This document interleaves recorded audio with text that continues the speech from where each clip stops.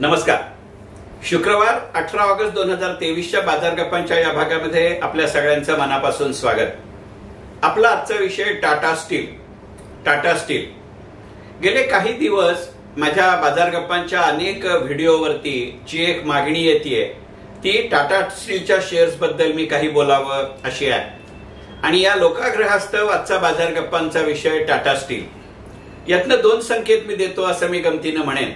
सगळ्यात पहिलं की तुमच्या प्रतिक्रियांना फक्त लाईक करणं किंवा उत्तर देणं याच्यापेक्षा सुद्धा जिथे जिथे शक्य आहे तिथे तिथे त्या वेगानं तुम्ही सुचवलेले विषय माझ्या बाजार गप्पांमध्ये घेणं, यातनं एका वेगळ्या पद्धतीने बाजार गप्पा इंटरॅक्टिव्ह होतील आणि त्या नावानुसार गप्पा होतील, हा एक विषय. आणि दुसरं कारण म्हणजे की बाजार गप्पांमधल्या गप्पा या शब्दाला साजेस सध्या आपल्या स्टील क्षेत्राचं वैशिष्ट्य आहे किंवा वर्णन करता येईल. आणि म्हणूनही बाजार गप्पांचा आजचा विषय टाटा स्टील. टाटा स्टील या शेअर्सची उलाढाल हा मी व्हिडिओ लोड करत असताना किंवा रेकॉर्ड करत असताना साधारणपणे 117-118 रुपयांच्या आसपास आहे. आणि अनेकदा अनेक मूलभूत क्षेत्रामधल्या कंपन्यांचे शेअर्स कमीत कमी भावाने घ्यायचे किंवा घेत राहायचं आणि मध्यम ते दीर्घ काळामध्ये त्याचा नफा मिळेल का असा विचार करायचा, अशी गुंतवणुकीची एक अत्यंत जुनी पद्धत आहे. आणि टाटा स्टील बद्दल ही फार मोठ्या प्रमाणावरती अनेक वर्ष खरी होती. म्हणजे टाटा स्टील हा शेअर इतका विश्वासार्ह होता की 1988 साली जेव्हा मी मुंबई शेअर बाजारात नोकरीला लागलो त्यावेळेला मला मुंबई शेअर बाजाराच्या नोकरीच्या अटींनुसार नियमांनुसार पेन्शन नव्हतं. आणि त्यावेळेला अनेक जुने जाणते सभासद किंवा दलाल ब्रोकर मला नेहमी असं सांगायचंय की शेखर, दर महिन्याला तू नोकरी करत आहेस तोपर्यंत स्टीलचा एक शेअर आणि लोकोचा एक शेअर घे. यातलं स्टील म्हणजे टाटा स्टील होतं आणि लोको म्हणजे टाटा मोटर्स होतं. टाटा मोटर्स बद्दल अगदी अलीकडच्या काळामध्ये त्याच्या डीव्हीआरच्या निमित्तानं आपण एक बाजार गप्पांचा व्हिडिओ रिलीज केलाय, त्यामुळे तो आजचा विषय घेत नाही. आणि आजच्या बाजार गप्पांमध्ये आपण स्टील म्हणजे टाटा स्टीलचा विचार करू. टाटा स्टीलचा विचार करण्याची अनेक कारणं. सगळ्यात पहिलं आणि महत्वाचं म्हणजे टाटा स्टीलनं फार मोठ्या प्रमाणावरती भांडवली गुंतवणूक कॅपिटल इन्व्हेस्टमेंट करत कोरस स्टील हा शेअर विकत घेतला होता. आणि हा शेअर जेव्हा त्यांनी विकत घेतला त्यावेळेला फार मोठ्या प्रमाणावरती त्यांच्या एकत्रित नुकसान किंवा अक्युम्युलेटेड लॉसेस सकट ती कंपनी विकत घेतली होती. आणि त्याच दरम्यान टाटा समूहानं जगवार ही ऑटोमोबाईल सेक्टर मधली जागतिक पातळीवरती नामवंत अशी कंपनी घेतली होती. त्याही कंपनीचे अक्युम्युलेटेड लॉसेस जास्त होते. म्हणजे या दोन खरेदींचे अक्युम्युलेटेड लॉसेस इतके होते की टाटा समूहाच्या एकत्रित नफ्यावरती त्याचा फार मोठा पडछाया सावट असे आलं होतं. आणि त्यामुळे टाटा स्टीलचे बाजारभाव त्याच्या आयुष्यात पहिल्यांदा फार खालच्या पातळीवरती आले होते. आणि कित्येक वर्ष मधली काही ही अनेक गुंतवणूकदार जे टाटा स्टीलचे अत्यंत लॉयल विश्वासू असे पद्धतीचे भागधारक होते त्यांच्याही मनामध्ये ही शंका आली. अशा पद्धतीची कॉन्ट्रोवर्सी ही टाटा समूहाला किंवा टाटा स्टीलला नवी अशातला भाग नाही. अगदी मधल्या काही उच्च पदस्थ अधिकाऱ्यांच्या गच्छंतीनंतरही टाटा समूहातल्या कंपन्यांबद्दल शंका झाली होती, परंतु ती तात्कालिक होती. कधीही टाटा स्टील सारख्या कंपनीच्या बाबतीत त्यांची कामगिरी कशी आहे असा विचार मनामध्ये आला नव्हता. पण अलीकडच्या काळामध्ये अगदी आपल्या सगळ्यांच्या सुदैवानं नव्हे तर टाटा स्टीलच्या मेहनतीनं आता त्यांनी या कोरस स्टीलचे संपूर्ण अक्युम्युलेटेड लॉसेस हे भरून काढले आहेत. म्हणजे भारतीय उद्योगाच्या पातळीवरती ज्याला स्टँड अलोन किंवा इंडिपेंडंट कामगिरी म्हणता येईल आणि जागतिक म्हणजे कन्सॉलिडेटेड पातळीवरती टाटा स्टील हा आता नफ्यात आलेला आहे.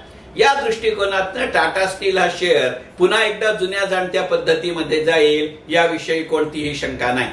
मधली काही वर्ष अशी होती की टाटा स्टीलनं आपल्याला डिव्हिडंड दिलेला नाही. डिव्हिडंड देण्यासाठी स्टील सारखी कंपनी घेतात की नाही ही चर्चा वेगळी, तो आजचा विषय नाही.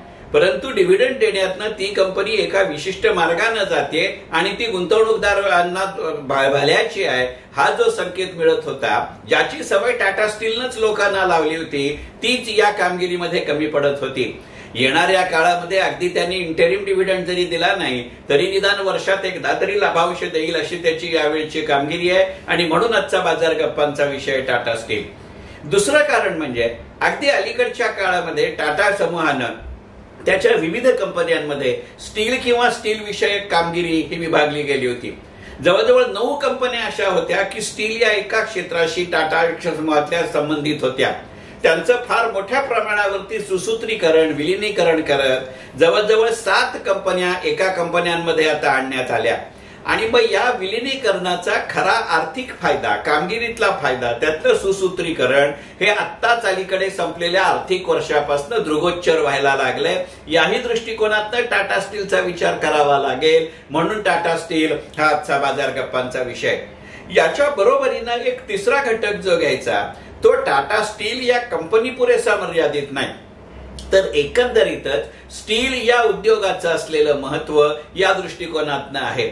मधली काही वर्ष ही करोनाच्या अडचणीची वर्ष होती आणि त्यामुळे केवळ आपल्या देशाच्या राष्ट्रीय अर्थव्यवस्थेपुरेसं नव्हे तर जागतिक अर्थव्यवस्थेपुढेच काही मूलभूत प्रश्न निर्माण झाले होते. आणि त्यामुळे त्या रोगाच्या भीतीमुळे असेल किंवा काही प्रमाणामध्ये घेतलेली काळजी म्हणून असेल तर मालाची आणि माणसांची दोन्हीची वाहतूक एका अर्थानं ठप्प झालेली होती. अशा परिस्थितीमध्ये संपूर्ण जागतिक अर्थकारणाच्या वाढीचा वेगच कमी झाला होता आणि स्टील सारख्या मूलभूत उद्योगाला मुळातच जागतिक अर्थकारण निदान राष्ट्रीय अर्थकारण हे वाढीव वेगानं चालू राहील अशी आवश्यकता असते. ज्या वेळेला कोणत्याही प्रकारची अशी ग्वाही किंवा हमी देता येत नव्हती आणि करोनाचं संकट किती काळ आपल्या अर्थव्यवस्थेवरती राहील याची कोणीच स्पष्ट कल्पना देऊ शकत नसल्यामुळे आपल्या असलेल्या व्यवस्थेचं, मग ती उत्पादन व्यवस्था असेल, ती वितरण व्यवस्था असेल, ती इतरही कोणत्या प्रकारची व्यवस्था असेल, यामध्ये कोणतीही वाढ कोणतंही सरकार करू इच्छित नसतं. आणि त्यामुळे एकंदरीतच स्टील उद्योगाला असलेली मागणी कमी होती. म्हणजे एकीकडे अशा पद्धतीनं केलेली मोठी भांडवली गुंतवणूक आणि दुसरीकडे त्याचा आउटपुट देता येऊ नये अशी असलेली स्थिती, अशा दुहेरी कैचीत कात्रीत संपूर्ण स्टील उद्योग आणि विशेषतः टाटा स्टील सापडलेलं होतं. सुदैवानं अलीकडच्या काळामध्ये या दोन्ही बाबतीतली अडचणी या आता दूर झालेल्या आहेत. म्हणजे धरणाची दारं अचानक उघडल्यानंतर जसा पाण्याचा वेग वाढावा तर इतक्या मोठ्या वेगानं स्टीलची मागणी वाढेल ही अपेक्षाच नाही. याचं कारण असं की करोना नंतरच्या काळामध्ये नव्हे तर एकंदरीतच आता आपल्या राष्ट्रीय अर्थव्यवस्थेपुरेसा जर विचार करायचा झाला तर आपली अर्थव्यवस्था ही पहिल्या इतकी उद्योगप्रधान राहिलेली नाही. कृषी प्रधानतेकडनंचा मधला काही टप्पा हा औद्योगप्रधान अर्थव्यवस्थेचा होता. पण गेल्या अनेक वर्षामध्ये आपल्या देशाची अर्थव्यवस्था ही सेवा क्षेत्र केंद्रित किंवा सर्व्हिस सेंटर ओरिएंटेड झालेली आहे आणि त्यामुळे उद्योग लागतच नाही अशातला भाग नाही. उद्योग क्षेत्र आणि कृषी क्षेत्र अस्तित्वात असल्याशिवाय सेवा क्षेत्र कोणाला आपल्या सेवा देणार? त्या दृष्टिकोनातनं उद्योग क्षेत्राचं महत्व अबाधित राहतं. पण त्यामुळे आपल्या देशामध्ये निर्माण झालेल्या स्टीलला केवळ आपल्या देशाच्या बाजारपेठेवरती अवलंबून राहून चालत नाही. 2008ची जागतिक मंदी किंवा नंतरच्या काळातला करोना याला जगातल्या इतर अनेक देशांच्या तुलनेमध्ये आपण ज्या पद्धतीनं सक्षमतेनं तोंड दिलं याचं सगळ्यात महत्वाचं कारण हे होतं की मुळातच आपल्या देशातली 140 कोटी जनता ही सगळ्यात मोठी बाजारपेठ होती. अशा बाजारपेठेवरती सेवा क्षेत्र चालू शकतं, अशा बाजारपेठेवरती ग्राहकोपयोगी वस्तू चालू शकतात. पण अशा बाजारपेठेवरती स्टील उद्योग, सिमेंट उद्योग, अल्युमिनियम उद्योग, कोणताही धातू उद्योग, अगदी खतांचा उद्योग सुद्धा चालू शकत नाही. ही स्टील उद्योगापुढची सगळ्यात मोठी अडचण आहे, ही गोष्ट लक्षात घेऊ. एका दृष्टीनं ही वाईट बातमी आहे, पण भारताच्या स्टील उद्योगाचंच एका विचित्र पद्धतीनं एक कन्सॉलिडेशन होतंय आणि त्यामुळे निदान नजीकच्या भविष्य काळात तरी टाटा स्टीलला सक्षम प्रतिस्पर्धी उरलेला नाही, निदान विश्वासार्ह प्रतिस्पर्धी उरलेला नाही ही गोष्ट आहे. म्हणजे एकीकडे टाटा स्टीलला समूह म्हणून असलेल्या अडचणींचं निराकरण होत आहे, दुसरीकडे हळूहळू का होईना पण जगातल्या इतर अनेक देशांच्या तुलनेमध्ये आपल्या राष्ट्रीय अर्थव्यवस्थेचा वेग वाढतोय आणि कोरसमुळे असेल किंवा एकंदरीतच बदलत्या जागतिक परिस्थितीमुळे असेल टाटा स्टीलला मिळणाऱ्या ग्राहकांचं प्रमाण आणि त्यांचं भौगोलिक स्थान याच्यामध्येही वाढ होतीये. आणि याच वेळेला अशा पद्धतीनं क्षेत्र वाढत असताना, अर्थव्यवस्था वाढत असताना, करोनाचे निर्बंध दूर होत असताना विश्वासार्ह आणि सातत्यपूर्ण असा प्रतिस्पर्धी त्याप्रमाणे कमी झालेला असल्यामुळे एकंदरीतच धातू उद्योगाला आणि त्यातही स्टील उद्योगाला असलेलं महत्व लक्षात घेता टाटा स्टील एका अर्थानं सुस्थितीत आहे. आणि केवळ प्रतिस्पर्धीच उरला नाही असं नव्हे, तर त्यांची जी या संबंधातली असलेली भांडवली गुंतवणूक आहे, या संबंधातली असलेली तांत्रिक गुंतवणूक आहे, ही टाटा समूहामध्ये सुद्धा आजपर्यंत अनेक कंपन्यांमध्ये विभागली गेलेली होती. पण आत्ताच्या या 9-7 कंपन्या एका कंपनीमध्ये येण्याच्या सुसूत्रीकरणामुळे त्यामध्येही एक विशिष्ट प्रकारची कार्यक्षमता आणि फायदे हे अनुस्यूत आहेत. अशा अनेक घटकांमुळे टाटा स्टील हा शेअर जरूर लक्षात घेण्याजोगा आहे. निदान मधल्या 1-1.5 वर्षामध्ये टाटा स्टील हा जितका बघू नये, बघितला तर घेऊ नये, म्हणजे सांगता येत नाही, सहन होत नाही, अशी जी टाटा स्टील बद्दल एक गुंतवणूकदार म्हणून आपली स्थिती होती, तशी स्थिती उरलेली नाही, हे गणित लक्षात घेतलं पाहिजे. याचा अर्थ त्या एखाद्या हिंदी सिनेमात म्हटल्याप्रमाणे ऑल इज वेल आहे असा त्याचा जरा सुद्धा अर्थ नाही.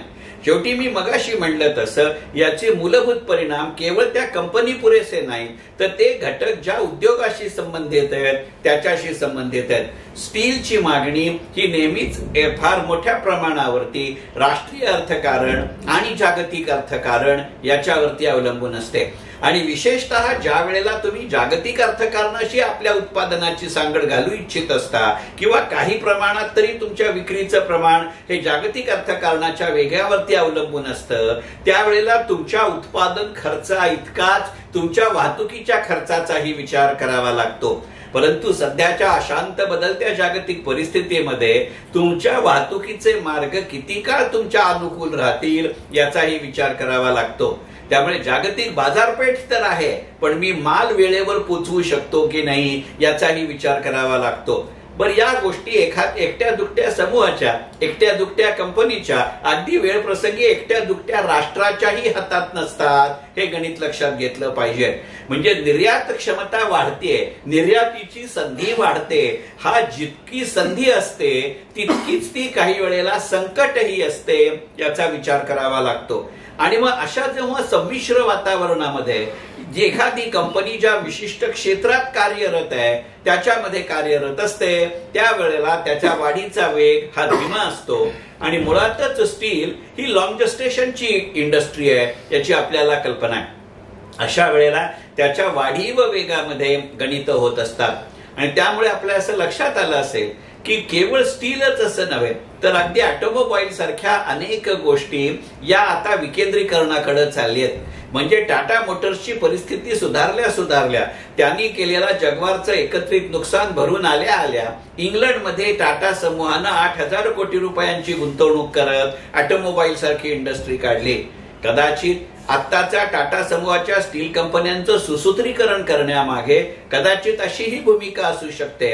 आणि येणाऱ्या काळामध्ये परदेशामध्ये, मग ती केवळ इंग्लंडमध्येच असू शकते असं नाही, युरोप किंवा इतर कोणत्याही खंडामध्ये स्टीलला अनुकूल अशा वातावरणामध्ये केवळ स्वतःच्या जोरावरतीच असं नव्हे, तर कदाचित भागीदारीवरतीही स्टीलचा उद्योग टाटा काढतं का याचा विचार करता येईल. त्यातनं केवळ टाटाच्या कंपनीचं जागतिकीकरण होतं अशातला भाग नाही, तर त्याच्या उत्पादनाचं जागतिकीकरण होतं. ही संधी आज जितकी टाटा स्टील मध्ये आहे तितकी त्या प्रमाणामध्ये आणि त्या वेगानं ती कार्यरत करण्यामागे इतर भारतीय स्टील कंपन्या असतीलच असं नाही. आणि म्हणून इथे टाटा स्टील वरचढ ठरते.